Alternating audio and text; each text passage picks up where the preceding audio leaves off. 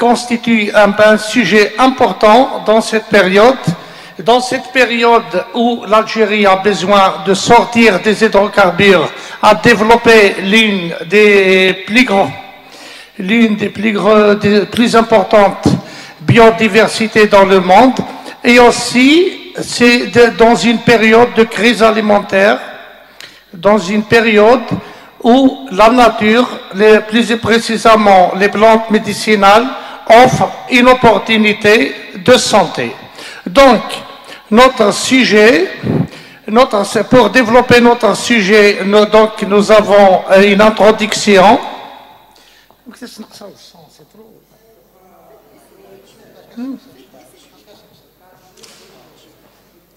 Donc, pour développer... Je suis dérangé, alors là, il alors, très bien. Donc, pour développer notre sujet, nous avons développé une introduction générale, justement, qui s'est appuyée sur l'importance du sujet.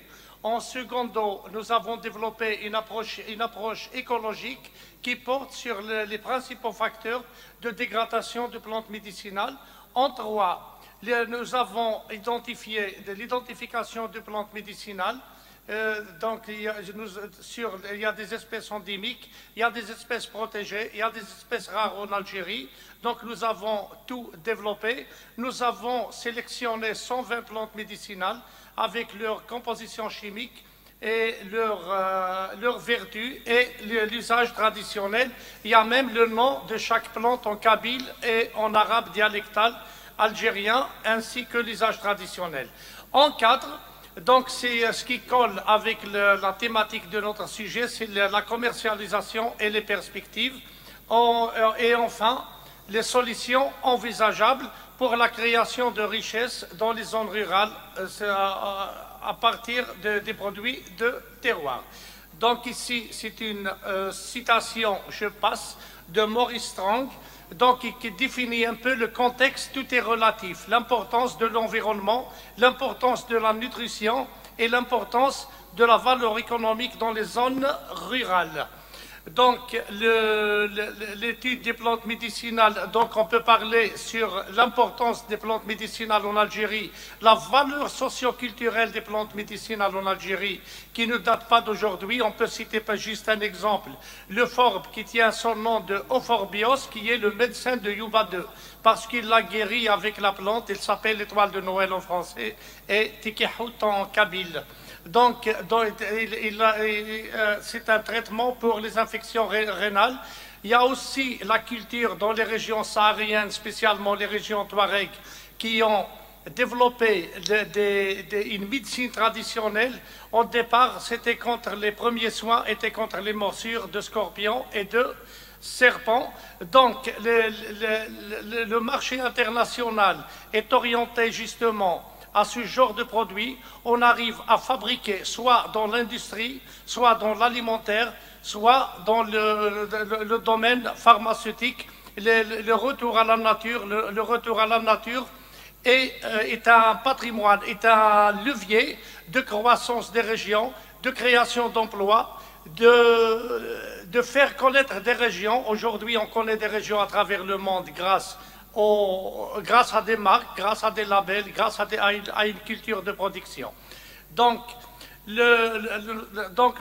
on résume l'objectif. L'objectif, s'il y a une approche écologique, environnementale, qui sensibilise sur l'importance de la protection de l'environnement, parce qu'on ne peut pas parler de développement rural ou de développement durable si on détruit la nature, si on ne protège pas des espèces. En secondo, donc il y a la valeur santé, la valeur sécurité alimentaire. Aujourd'hui, combien de maladies qui sont à l'origine de plusieurs maladies, c'est la mauvaise alimentation. Le retour, donc les laboratoires de recherche, l'évolution de la consommation, qui est relativement avec l'évolution des marchés, est basée au retour aux produits de terroir. Parmi eux, soit des huiles essentielles, qui était aussi mon premier ouvrage, Bien-être sanitaire sur les huiles essentielles, mais aussi sur les compositions, les richesses en antioxydants de certaines plantes médicinales qui constituent une protection. Il y a aussi donc l'approche économique, la création de niches de marché dans les zones rurales. Ici, c'est un schéma qui explique un peu, je passe. Donc, nous avons sensibilisé sur les menaces, les différentes menaces sur notre environnement. Nous avons parlé, même mes collègues bien avant, ils ont parlé sur une sécheresse qui touche non seulement l'Algérie, la région méditerranéenne, mais le monde entier. Il y a la deuxième menace, les feux de forêt. Il y a ce qui est causé par l'inculture, le manque de culture dans les zones, dans nos régions malheureusement, c'est la récolte abusive. Spécialement les lamiacées. Par exemple, le thym, za'atar, on ne le trouve plus. Si on revient 10 ans, 15 ans en arrière, il est partout. Maintenant, on le déracine. Il y a aussi la récolte sauvage. Il y a des plantes qu'on ne respecte pas sa phase de croissance. Donc, il y a des menaces. Il y a l'urbanisation et, justement, je l'ai cité, la récolte abusive. Donc, ça, c'est les principaux facteurs, l'identification des plantes. Et voilà, donc dans le livre, nous avons développé 120 plantes médicinales avec ce modèle du tamier. Le tamier, il s'appelle chez les féministes l'herbe aux femmes battues parce que c'est un traitement, on fabrique aujourd'hui des pommades, des produits qui sont contre les hématomes.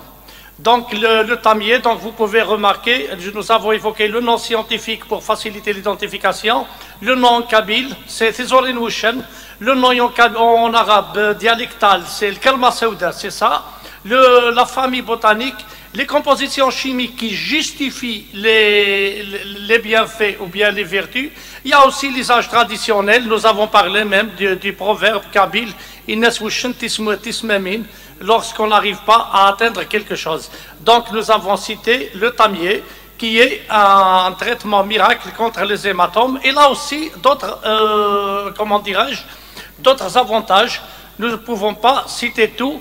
Donc nous avons cité plusieurs produits justement qui offrent la santé et qui offrent l'opportunité aux industriels.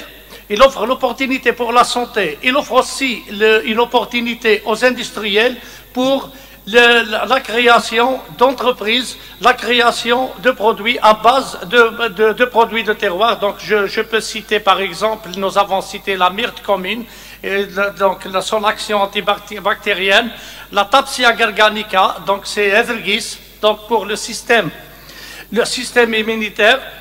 Nous avons cité l'obipine pour les palpitations cardiaques. Donc nous avons la scoline d'Espagne. Il y a 120 plantes que nous avons développées, qui sont disponibles dans nos régions, qui peuvent constituer un levier de développement rural et durable.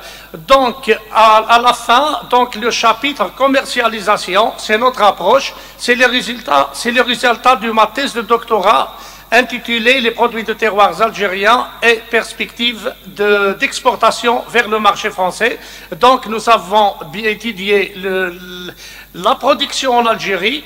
Donc nous avons établi la matrice SWOT, les forces, les faiblesses, les opportunités, menaces.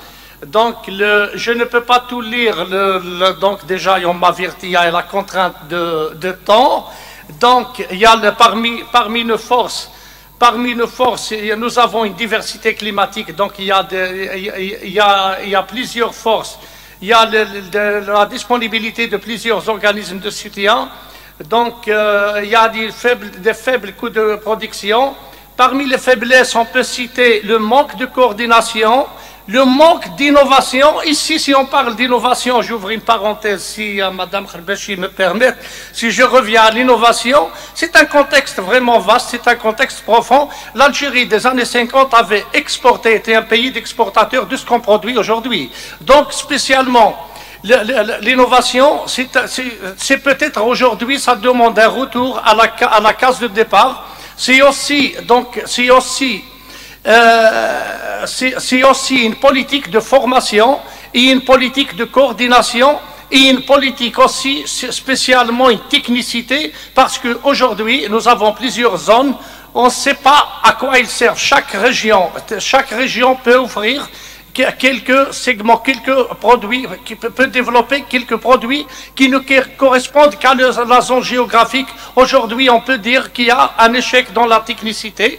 Donc, il y a d'énormes faiblesses, je ne peux pas lire tout, c'est les résultats de ma thèse, je le répète. Voilà, les menaces. Nous avons des opportunités. Là, nous avons ici les solutions envisageables à partir des résultats justement de SWOT qu'on a retrouvés.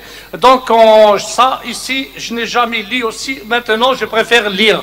En s'appuyant sur les résultats des SWOT, des contraintes liées aux normes, à la gestion et à l'organisation du marché, auprès des principaux acteurs, les collecteurs, les producteurs et les transformateurs. Il est donc question d'adopter une politique qui regroupe les différents acteurs qui mène vers une valorisation de la filière d'une manière à scientifiser le concept, à opter à une technicité qui assure une identification des plantes qui peut assurer de la valeur ajoutée, soit dans la consommation directe, soit dans l'industrie pharmaceutique, cosmétique ou agroalimentaire, d'une manière à adapter une véritable politique de formation et d'encadrement des techniciens, de collecteurs et de transformateurs, en assurant la coordination entre les différents acteurs qui ne peuvent pas fonctionner sans des stratégies marketing fiables qui assurent la connaissance de marché et de son évolution. J'ajoute un petit mot,